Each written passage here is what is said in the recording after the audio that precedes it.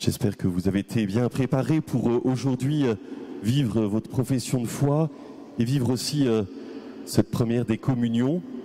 Alors je voulais poser quelques questions pour savoir si tout va bien. 1 plus 1. 2. 1 plus 1 plus 1. Donc 1 plus 1, 2. On pourrait dire nous sommes dans l'espace.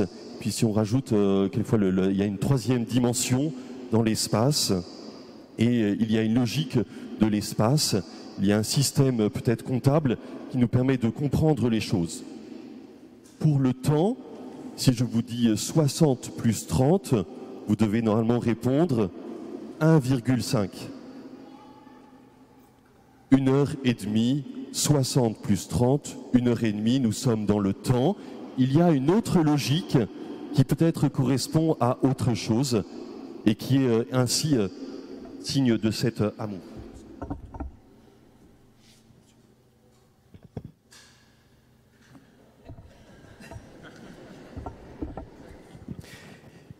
Et dans cette logique de comptable, dans cette logique du temps, on peut remarquer qu'il y a le temps qui s'écoule et qui passe.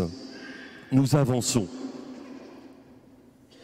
Le temps, l'espace, et maintenant si je vous dis 1 plus 1 plus 1, c'est égal à combien? Là on réfléchit et on dit c'est égal à 1, car nous sommes dans l'éternité, le Père, le Fils et le Saint-Esprit, un seul Dieu en 3 personnes.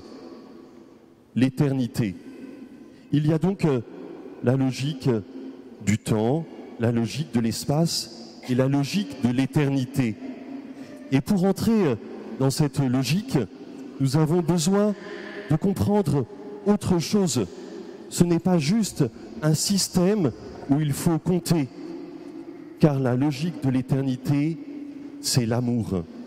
C'est ce que nous avons entendu dans l'Évangile. C'est l'amour qui est éternel, car Dieu est amour et Dieu est là pour toujours. Aujourd'hui, dans cette Eucharistie, nous fêtons le mystère de la Trinité, ce mystère d'un Dieu unique en 3 personnes. Tout discours sur ce Dieu ne sera jamais à la hauteur de ce qu'il est, puisque nous sommes dans une dimension éternelle et qu'il est difficile pour nous d'entrer dans cette dimension. Mais peut-être soyons attentifs à ce système d'amour auquel Dieu nous invite. Il n'y a pas de plus grand amour que de donner sa vie pour ceux qu'on aime, nous dit Jésus. Il le dit, mais il le vit.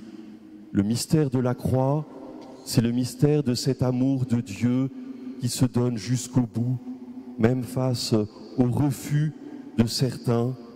Le Christ continue de se donner parce qu'il aime, et il aime éternellement.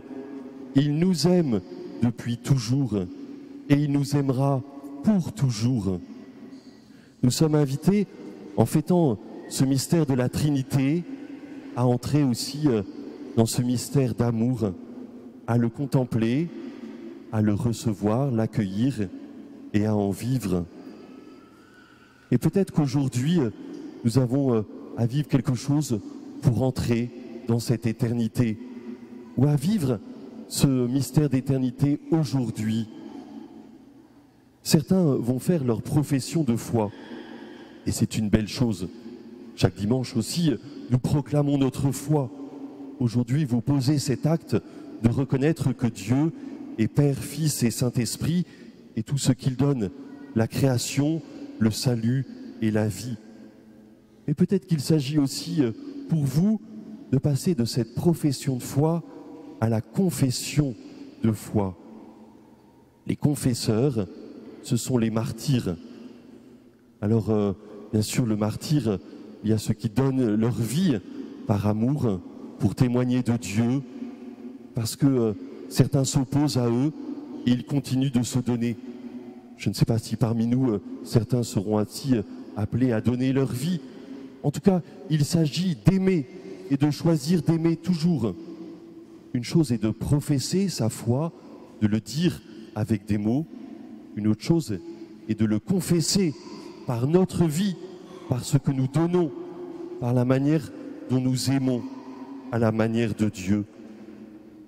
Il n'y a pas de plus grand amour que de donner sa vie pour ceux qu'on aime. C'est ce que vit Jésus, mais c'est ce aussi à quoi il nous appelle. En professant votre foi, vous êtes aussi invités à entrer dans cet amour de Dieu. Vous êtes aussi invités à vivre de cet amour. Ceux qui vont communier aussi, communient au Christ et communient à cette manière que Dieu a de nous aimer en se donnant. Il se donne dans le pain et le vin qui deviennent son corps et son sang. Il se donne à nous et nous sommes invités à le recevoir. Communier, c'est être avec Dieu, vivre de Dieu chaque jour pour entrer dans ce mystère d'éternité, de cet amour qui se donne toujours. Alors, il s'agit pour nous d'entrer en Dieu parce que Dieu nous y invite, parce que Dieu est bon et miséricordieux. Nous pouvons bien sûr essayer de comprendre ce qu'est le Seigneur, voir comment il se révèle à nous en voyant la vie du Christ, tout ce qu'il a donné, tout ce qu'il a fait, tout ce qu'il a dit dans le mystère de sa mort et de sa résurrection. Et puis nous pouvons aussi le célébrer. C'est ce que nous vivons dans cette Eucharistie. Nous célébrons le Seigneur, nous rendons grâce pour ce qu'il est en nous adressant à lui.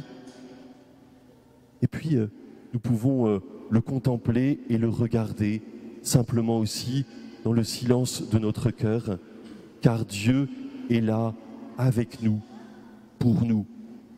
Nos mots ne suffiront jamais à dire la profondeur du mystère de Dieu. Je vais terminer avec une prière composée par Élisabeth de la Trinité, une carmélite à Dijon, qui en contemplant le mystère de Dieu, en vivant avec Dieu dans le silence de ce Carmel, de ce lieu de prière, avec d'autres sœurs, se donnant ainsi à la contemplation du Seigneur, son cœur était brûlant d'amour pour Dieu, mais d'abord brûlant d'amour parce qu'elle recevait cet amour de Dieu. Que nous puissions peut-être aujourd'hui vivre dans cette logique de l'éternité, où c'est l'amour qui est premier, où c'est l'amour qui est là aujourd'hui et toujours pour nous. Aimer Dieu et se laisser aimer par Dieu, c'est à vivre aujourd'hui, mais c'est à vivre toujours pour vous qui faites votre profession de foi, pour vous qui allez aussi recevoir pour la première fois le corps du Christ, pour chacun de nous aussi rassemblés ici. Le Seigneur nous aime et nous attend.